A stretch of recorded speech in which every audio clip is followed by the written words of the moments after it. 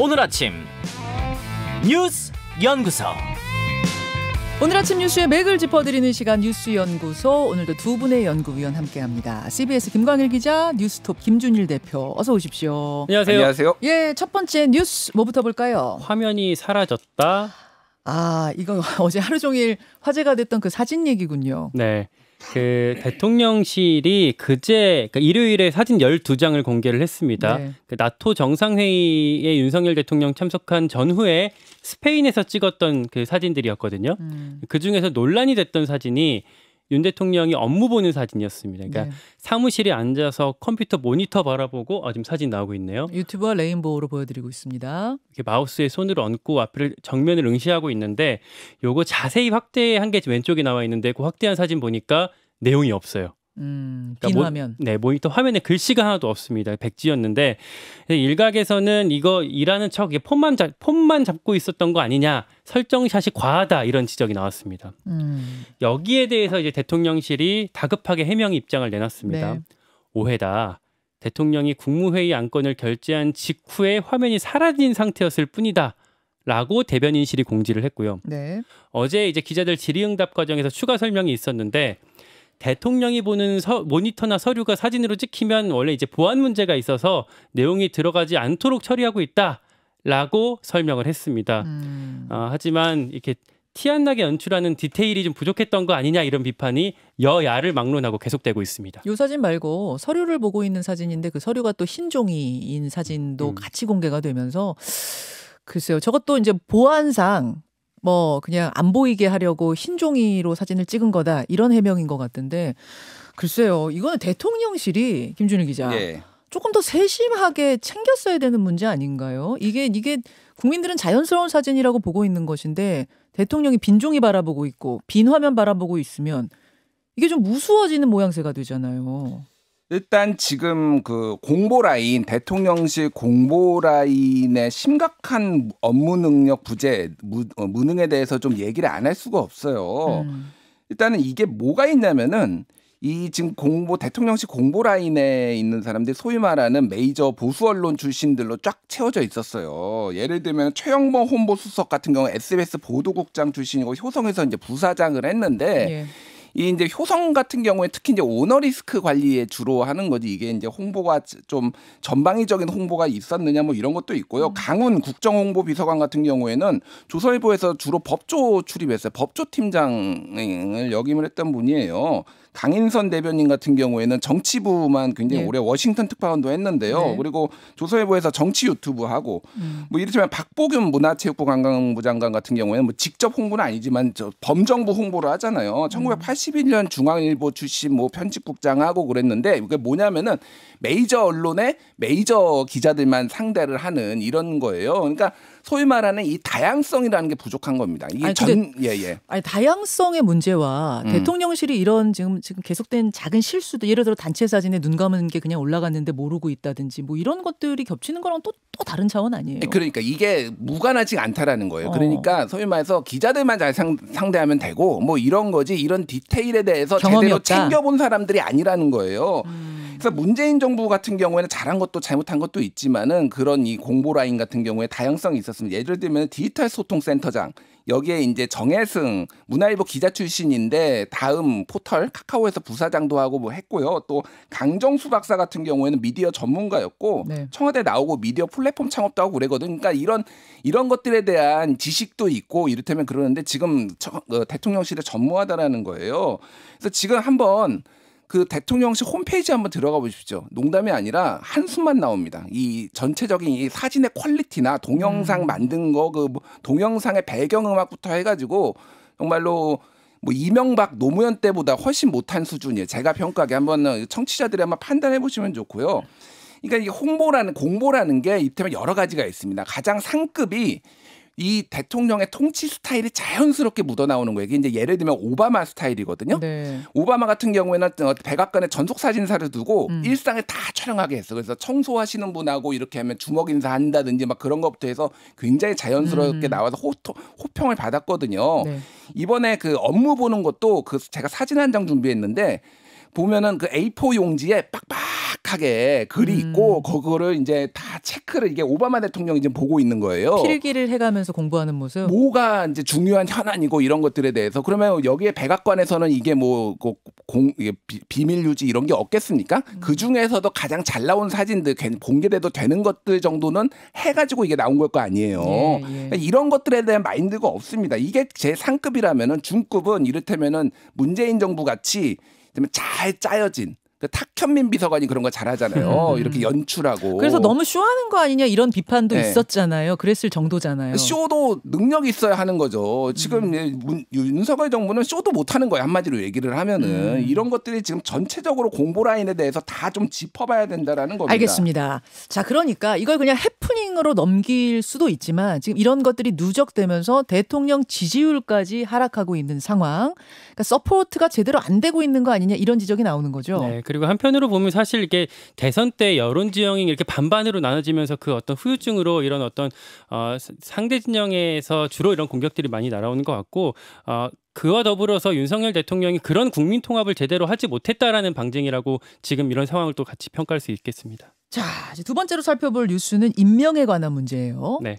한 명은 낙마, 한 명은 강행. 예, 김승희 보건복지부 장관 후보자는 자진 사퇴하는 식으로 정리가 됐고 박순애 교육부 장관 후보자는 전격 임명이 됐습니다. 네, 먼저 김승희 보건복지부 장관 후보자는 내정되고 39일 만에 사퇴했습니다. 윤석열 정부 세 번째 낙마고요.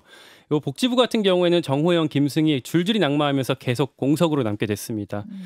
김승희 후보자 정리를 해보면 이해 충돌에 흔들렸고 정치 자금이 결정타였다 이렇게 평가가 되고 있습니다. 예. 그러니까 식약청 차장하면서 세종시 아파트 특별 공급 받았는데 갭 투자로 1억 5천 벌고 빠졌거든요. 네. 정작 그동안 관사에 살았던 게 드러났어요. 이게 CBS 정영철 기자의 단독 보도였는데 여기에 있었고 최근까지 있던 로펌이 복지부 상대 소송을 수십 건 맡았다는 게 확인돼서 이해 충돌 논란이 나왔고 제일 결정타가 그 정치자금 문제였습니다. 그러니까 국회의원 시절에 렌터카 매입하고 보험료 내고 이런 걸 정치자금으로 썼다는 게 드러났고 이걸 중앙선관위가 검찰에 수사 의뢰하면서 기류가 바뀌었습니다. 예, 그러니까 법적인 문제들이 지적된 후보자에 대해서는 낙마 수순으로 간 거고 네. 반면에 박순애 사회부총리 겸 교육부 장관 후보자는 음주운전 논란하고 그다음에 제자들 갑질 논란이 있었는데 인사청문회 없이 그냥 임명이 됐네요. 네, 그 음주운전이 0.151% 그러니까 혈중 알코올 농도가 상당히 높았던 만취 음주운전이었는데 네. 이게 어쨌든 그 문제가 있었는데 제거가 됐고요. 그리고 어제 또 하나가 공정거래위원장의 송홍렬 교수를 내정을 했습니다. 그건 이제 어제 지명이 된 거죠? 네, 그러니까 윤석열 대통령이랑 사시 동기거든요. 연수원 예. 23기. 그러니까 과거 그랬는데 바로 이제 단독 보도가 나온 게 과거 제자들한테 성희롱 발언으로 무리를 빚었었다라는 게 드러나서 도마에 올랐습니다. 대통령실은 검증 과정에서 확인을 했었던 일이다. 사과했고 뭐 일단락 된 일이다라고 해명을 했습니다. 자, 김준일 대표. 예. 그래서 이제 이 인사에 대한 부분도 상당히 지금 민감하게 받아들여야 될 부분이에요. 네. 대통령 지지율 오늘 뭐 인터뷰 통해서 계속 보겠습니다만 여러 여론조사에서 일제히 지금 하락, 데드크로스 이렇게 나타나고 있기 때문에 그렇죠?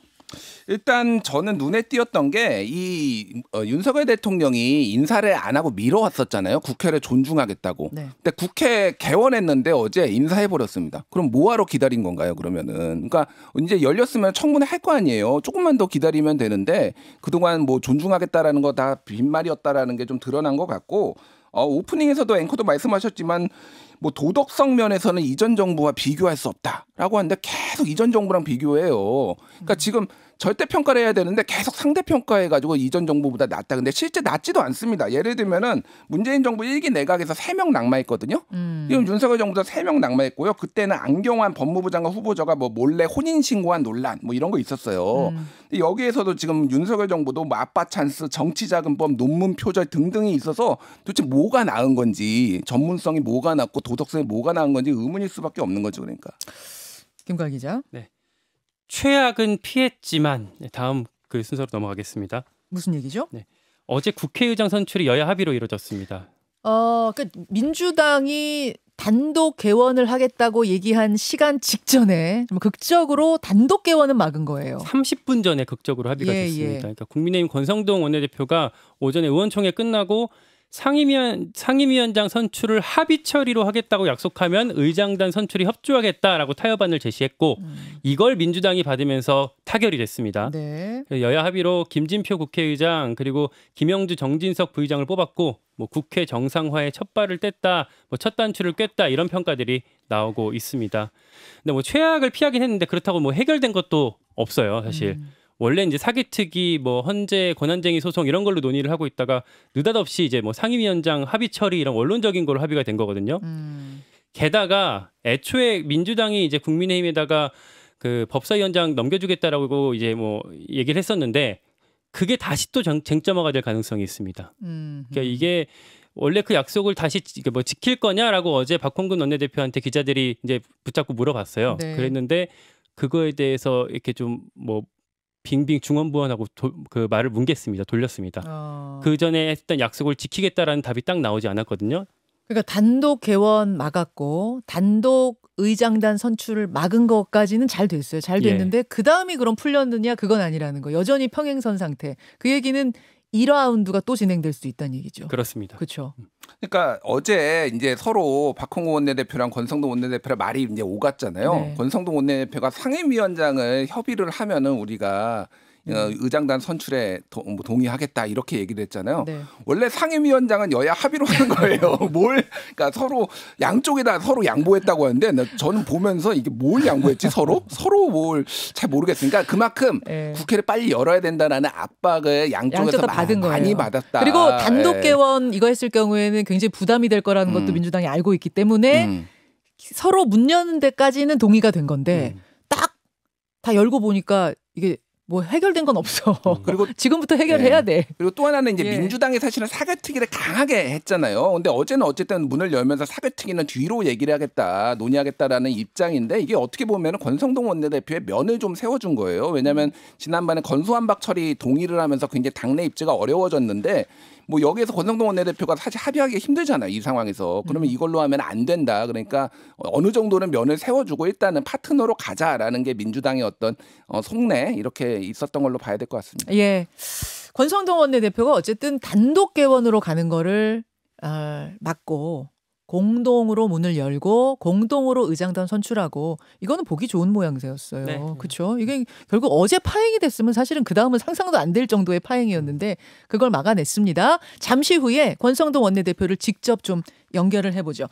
김관일 기자 덧붙일 얘기 있습니까? 네, 그리고 어제 한 가지 지금 나오고 있는 얘기가 국회 사무총장에 이제 박영선 전 장관 의장 비서실장으로 박경미 전 청와대 대변인이 지금 유력하게 좀 거론되고 있는 상황이거든요. 요 어떤 임명 상황까지 같이 오늘 주목해서 보시면 되겠습니다. 여기까지 수고하셨습니다. 고맙습니다. 김현정의 뉴스쇼는 시청자 여러분의 참여를 기다립니다. 구독과 좋아요, 댓글 잊지 않으셨죠? 알림 설정을 해두시면 평일 아침 7시 20분 실시간 라이브도 참여하실 수 있습니다.